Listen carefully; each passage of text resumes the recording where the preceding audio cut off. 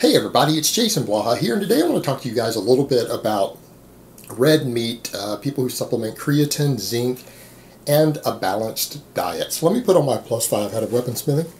We're going to scale up my crafting a little bit and let's talk about this. And this is actually important because we're going to get into some stuff about deficiencies and studies that have been done on some of these supplements versus people who have different diets.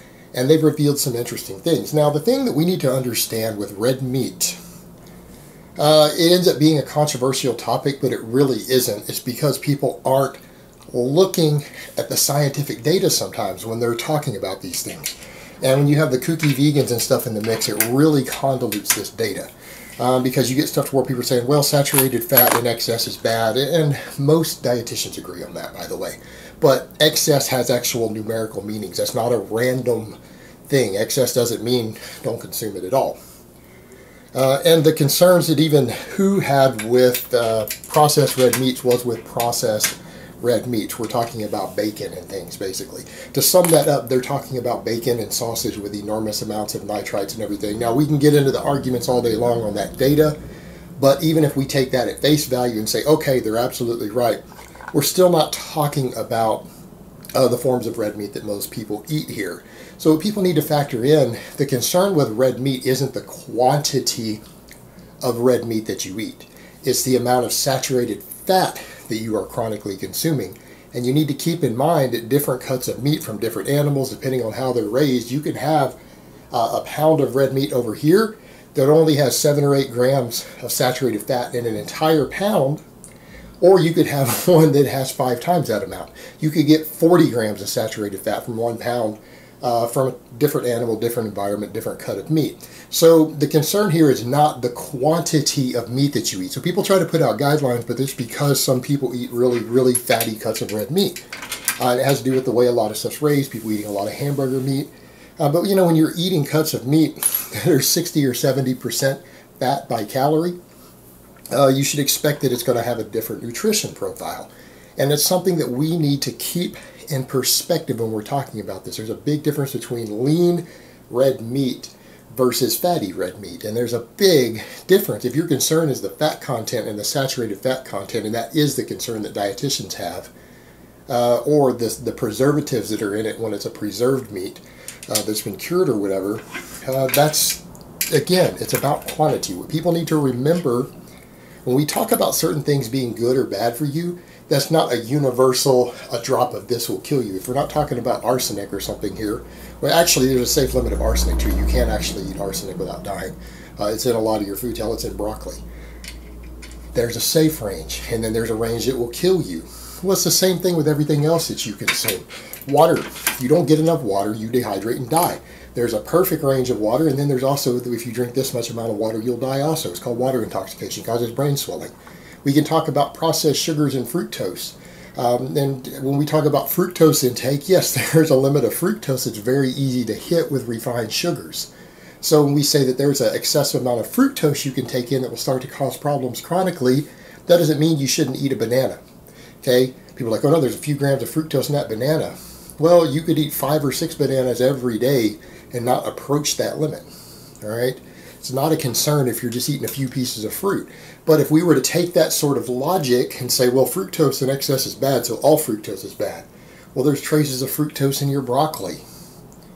There's a lot more in fruits than there are that, but I mean, that would be like saying you can't eat any fruit. Well, fruit is extremely healthy. It can be a staple in a healthy, balanced diet. It's the same when it comes to things like red meat.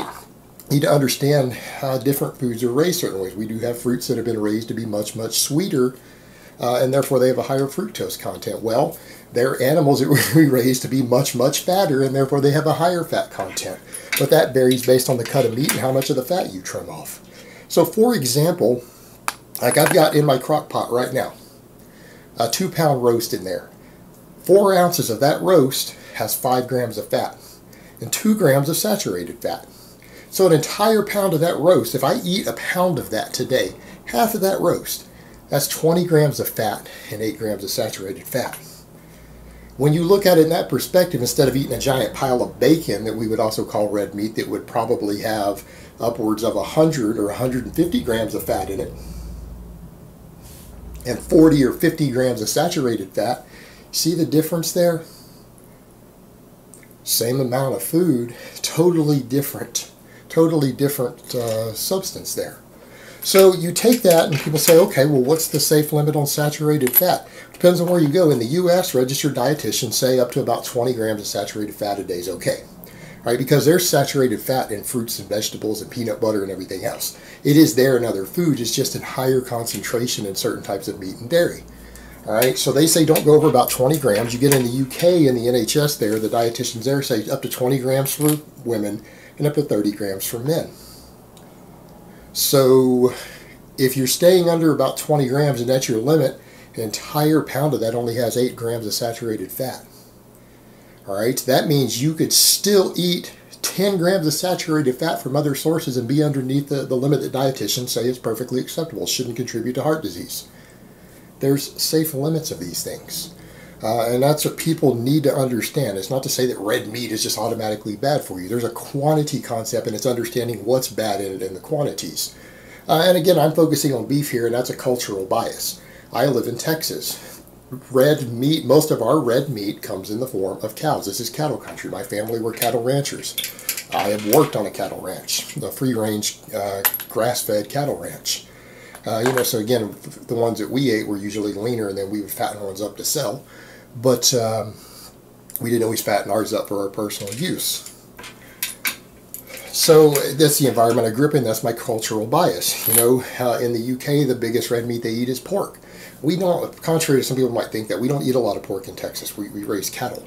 That's our main source of red meat. Now, there's unlimited pork in Texas because we have a massive infestation of wild hogs that the state is trying to clear out because they cause so many millions of dollars of damage a year. They're non-indigenous species.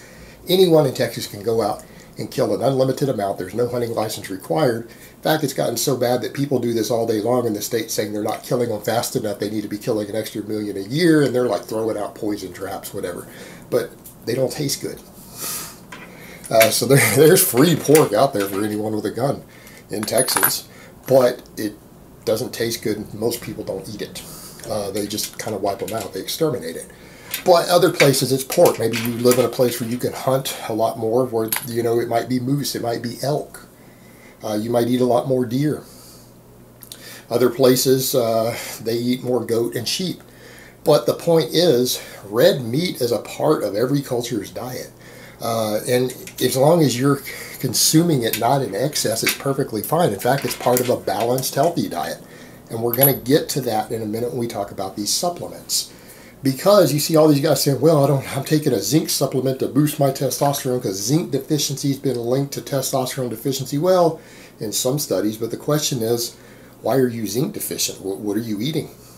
People who eat decent amounts of red meat don't have zinc deficiency because red meat tends to be loaded with zinc. Again, the people who are more likely to have these problems are people who completely avoid red meat. Like a vegetarian is the most likely person to have a zinc deficiency. People who are eating a balanced diet, and this would fall into a balanced diet. Lean proteins, should be lean red meat would count, is part of a balanced diet. People are deficient in a mineral because their diet isn't balanced. They might think it's a healthy, balanced diet, but here's the thing. If you're deficient in a basic vitamin or mineral to the point to where you have to go buy one to not be deficient, you do not have a balanced, healthy diet. All right? You do not have a balanced, healthy diet. So if you're needing a zinc supplement because if you think you have a deficiency, your diet isn't balanced. Eat a better diet.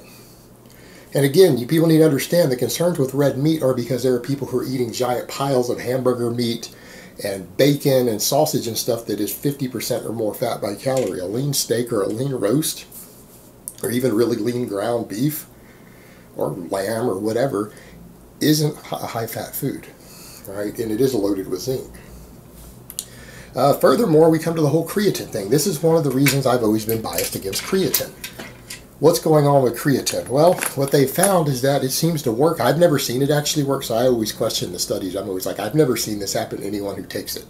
What happens in these studies, but the science is there. However, I'm going to talk about balanced diets again, because they have found that a third of people, like 30% of the population, do not respond to creatine at all. So it seems to get these fantastic benefits for some people. like 2/3 of people, but the other third of people, it doesn't do anything. Nothing. They're total non-responders. Interestingly enough, there seems to be other correlations there. What group of people do you think usually see the highest benefits from creatine when they've looked at diet? Vegetarians. Vegetarians get the most benefit from creatine. Which group of people tend to have the largest number of those non-responders? People who eat red meat several times a week. People who eat red meat several times a week make up the biggest chunk of the non-responders. It's not because there's a genetic non-response, it's because they're getting enough creatine in their diet that supplementing it doesn't help. Now people will say, but I thought there's not that much in red meat, so-and-so says it gets cooked out. If that's the case, then why do vegetarians respond so well to it, and why do people who eat red meat tend to fall into the non-responder category? If they're not getting much from their diet or enough to make a difference, then why are so many of the non-responders the majority people who eat red meat? Clearly they're getting enough in their diet, even though it's a trace amount, that it makes a supplementation useless. And it might even suggest that the amount that people are even supplementing is excessive, more than they need to see a benefit, because otherwise these people are getting sometimes less than half of what's being supplemented, don't see any benefit from the supplement. Clearly they're getting enough for maximum performance already. Just food for thought with that. So it kind of comes back to the point of, we know that eating red meat in certain quantities, as long as you're limiting the fat content, is perfectly fine. In fact, you go back to the other point, if you were to eat an almost fat-free diet other than a pound of that roast, and you only ate 20 grams of fat a day, and you got most of your calories from potatoes and rice and green vegetables, you would be considered fat deficient. Your diet would be considered to be ultra low fat. Because if you look at that, you're only going to get about 200 fat calories in your diet. If you're eating 2,500 calories a day, that's 8% of your calories. That is considered to be an extremely low-fat diet, not just a low-fat diet. Low-fat diet's like 15%. When you start hitting 10% or lower of your calories from anything, that is considered to be ultra-low. So again, for context there, a pound of roast like that only has 20 grams of fat in it. That it can be part of an ultra-low-fat diet. So again, context, guys, context. It's not necessarily about your food source, but the quantity of the different things that you're eating that determines if a diet is balanced or not. But here's the thing. I would suggest to people, if they are benefiting from a creatine supplement, or if they seem to need a zinc supplement because they're looking at their diet that they think is healthy, like, oh wow, I'm only getting like 40% of the zinc I need. When they're looking over their food list, maybe your diet isn't as balanced as you think it is. Might be time to reevaluate what you think you know about healthy eating. Alright guys, but that's really all I have to say on that today. I hope it's been informative, and I will talk to you guys next time.